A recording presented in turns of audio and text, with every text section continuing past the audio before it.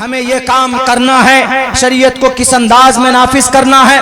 वहां 4 के 4 टोटल उलमाए किराम लड़ पड़े आपस में कि नहीं, तुम सही नहीं हो, तुम्हारा मसलब ठीक नहीं है, तुम्हारा तरीका ठीक नहीं है। उसी दिन से अकबर को नफरत हो गई उन कौम के उन तर्जमानों से जो अपने मजहब को सही तरीके पर पेश नहीं किया था, कौम को बांट दिया था। 4 करोड़ हमने ईमेल किए, इसका उल्टा रिएक्शन क्या हुआ पता है?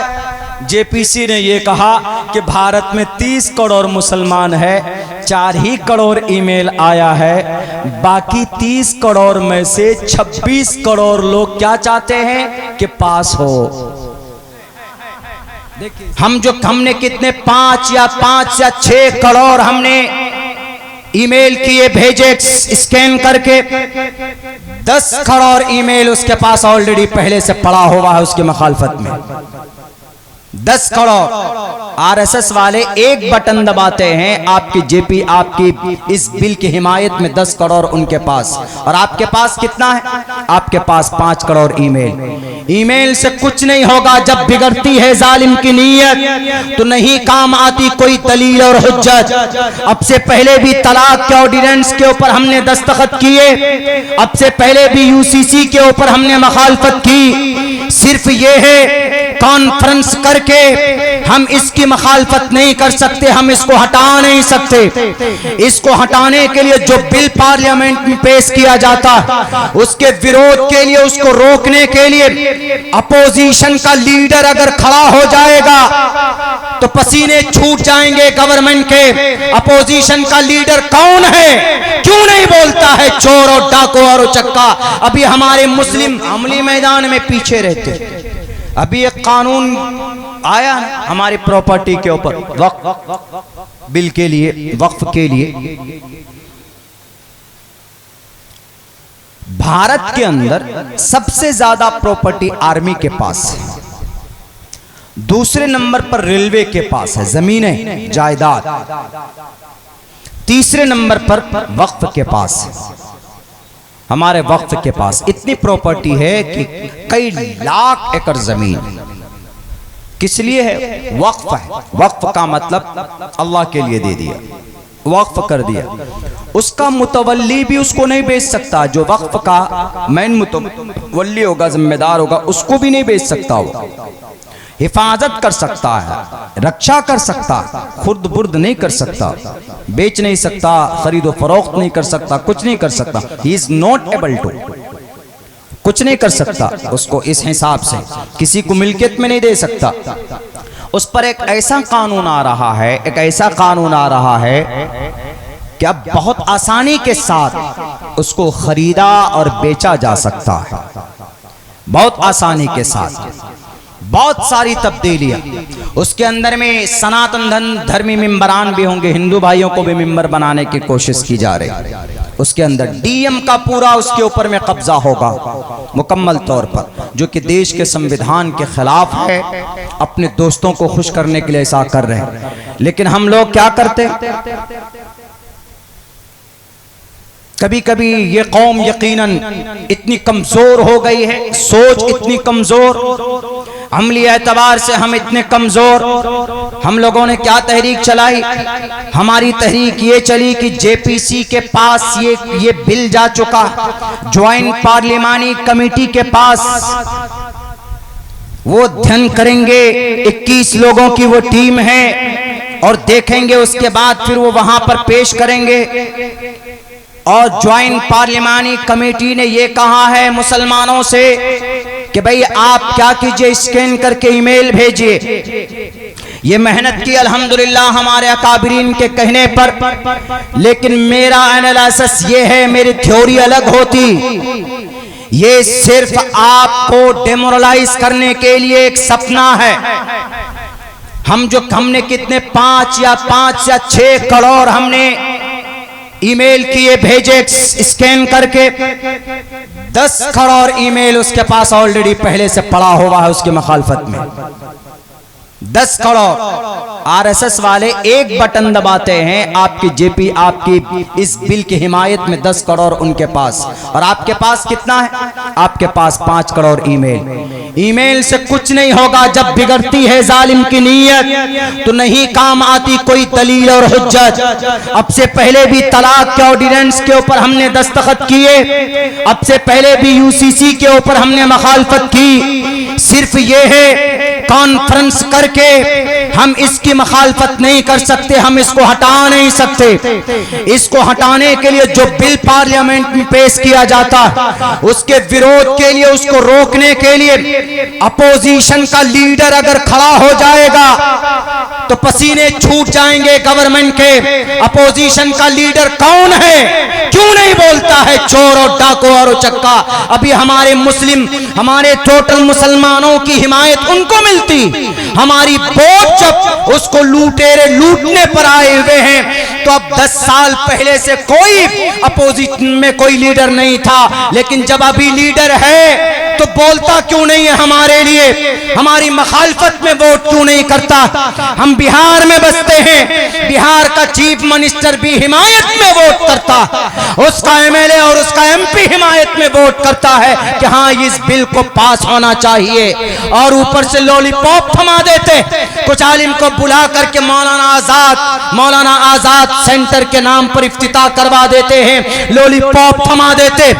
करोड़ों रुपए खर्च मत करो कॉन्फ्रेंसों में, बल्कि उन लाखों रुपए को बेहतर से बेहतर बेहतर से बेहतर वकला खरीदिए, वकला पैदा कीजिए और सुप्रीम कोर्ट में पीआईएल दाखिल कीजिए। हमें कभी उम्मीद है कि कानूनी लड़ाई अगर सलीके से लड़ी जाए, आज नहीं तो 5 साल के बाद जरूर इंसाफ पसंद लोग बैठेंगे और वो इंसाफ करेंगे।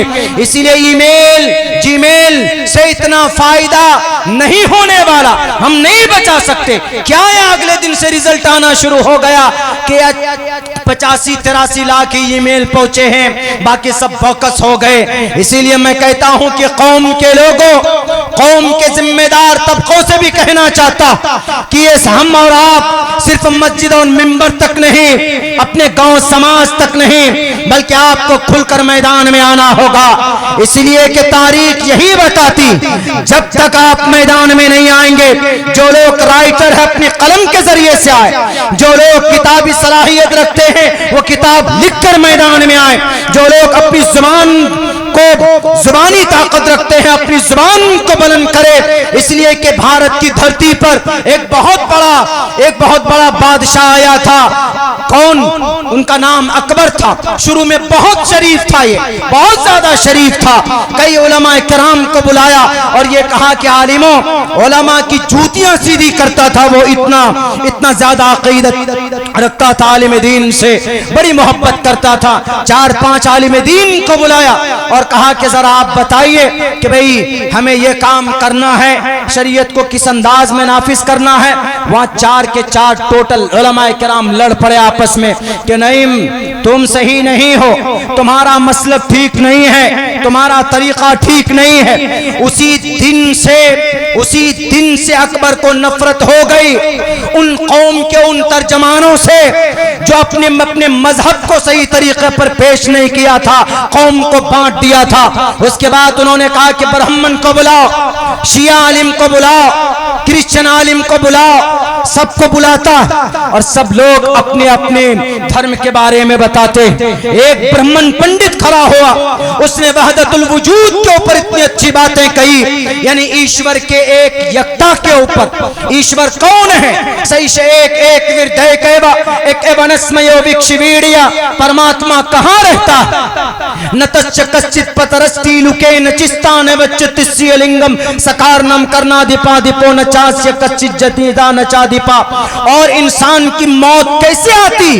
कौन मौत देता है? अविक्तम विक्ति मापन्यम मन्यन्ति माम बुद्धम परम भाव मजानंतो ममावियमानुत्तमम। आज की मूर्ति और पत्थर में क्या परमात्मा है?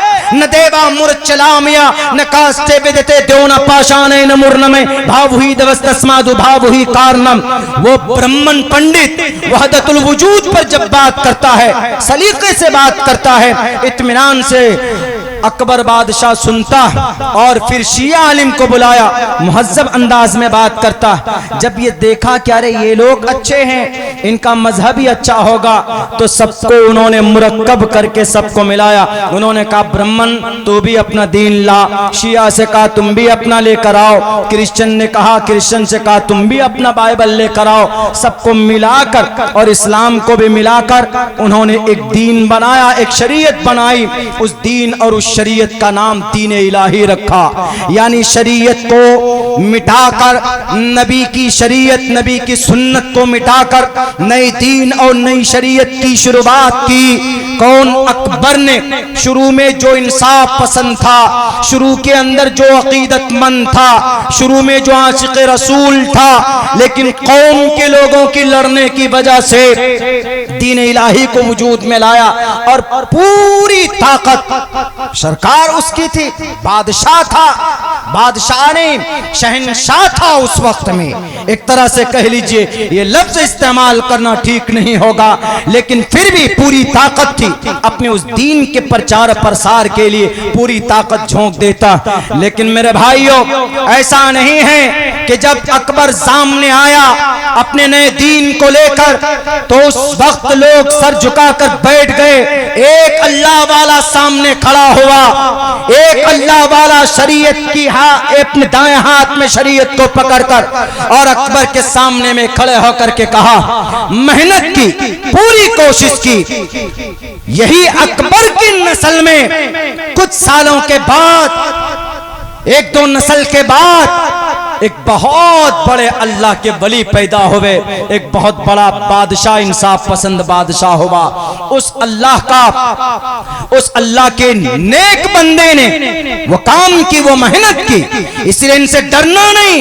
उस मर्द मुजाहिद का नाम शेख मुजद्दिद अल-फिसानी सैयद अहमद सरहंदी रहमतुल्लाहि अलैह हैं। उन्होंने उस नए तहरीक, नए शरीयत के खिलाफ उन्होंने बेड़ा उठाया और कहा, और डायरेक्ट अकबर से कहा कि अगर मेरी जिंदगी होगी तो इसी शरीयत पर होगी जो शरीयत अल्लाह के नबी अलैहिस्सलाम लेकर आए थे, तुम्हारी शरीयत नहीं हो सकती। उन्होंने मेहनत की, उन्होंने कोशिश की, बड़े बड़े खत लिखे उन्होंने, सारे कौम और समाज के उन लोगों के पास खत लिखे, उन लोगों के पास गया जो इसके अंदर इसको रोक सकता था। आज हमारे लोग क्यों नहीं जाते इनके पास जो इसको बदल सकता? इस बिल को उखाड़ कर फेंकने की ताकत दो लोगों में, बिहार के सीएम के पास और चंद्रबाबू नायडू के पास। सियासी फील्ड नहीं है, लेकिन हमारा दीन का मसला है, जुड़ा हुआ है, इसलिए बोलता हूं। हम बिहार के सीएम को देखकर खुश हो जाते, हम उनसे कहें कि हमारा ताईद आपको मिलता है, तो हमारी शरीयत, हमारी प्रॉपर्टी को हड़प करने के लिए जो बिल आ रहा है, इसको आप अगर खड़े हो जाएं तो आप इसको मिटा सकते हैं, बदल सकते हैं। लेकिन नहीं, उनके लोगों ने जी जान लगाकर पार्लियामेंट में इसकी तायीद की है कि नहीं, वक्फ बिल आना चाहिए, वक्फ प्रॉपर्टी के ऊपर एक कानून आना चाहिए, बाज़ाब्ता। उनके साबिक सदर, उन्होंने इसके ऊपर तफसील से बात की और यूं कहा कि ऐसा नहीं हो सकता। अपोजिशन लीडर खड़ा हो जाए तो रुक जाएगा वहीं पर लोकसभा में, राज्यसभा में किनकी अक्सरियत है? अपोजिशन लोगों की है, जिन्हें हम सेक्युलर मानते हैं उनकी। क्या वो नहीं देखते कि भाई ये मुसलमानों की शरीयत का मामला है, ये हमको सपोर्ट करते हैं, हम आज इनकी शरीयत को बचाने के लिए, आज इनकी वक्फ की प्रॉपर्टी को बचाने के लिए आज इनको हमारी जरूरत है, क्यों नहीं मैदान के अंदर आते? 4 करोड़ हमने ईमेल किए, इसका उल्टा रिएक्शन क्या हुआ पता है? जेपीसी ने यह कहा कि भारत में 30 करोड़ मुसलमान है, 4 ही करोड़ ईमेल आया है, बाकी 30 करोड़ में से 26 करोड़ लोग क्या चाहते हैं कि पास हो। देखिए इसका निगेटिव क्या निकाला जा रहा है, पॉजिटिव नहीं, निगेटिव। उन्होंने कहा कि अगर मुसलमान टोटल के टोटल, मुस्लिम में मर्द औरत सबका स्कैन कराया गया है, अगर टोटल मुसलमान चाहते कि भाई ये बिल के ऊपर पाबंदी लग जाए तो 30 के 30 करोड़ मुसलमानों में छोड़िए, कम से कम 20 करोड़ मुसलमानों का ईमेल तो आना चाहिए, नहीं आया। इससे साफ पता चलता है कि 4 ही करोड़ लोग चाहते, बाकी 24 करोड़ ये 26 करोड़ नहीं चाहते। 26 करोड़ की बात मानी जाएगी कि 4 करोड़ की बात मानी जाएगी? लीजिए जाना, आपकी मेहनत बेकार। इसीलिए इन लोगों के पास पहुंचा जाए जिन्हें हम अपना मसीहा समझते हैं।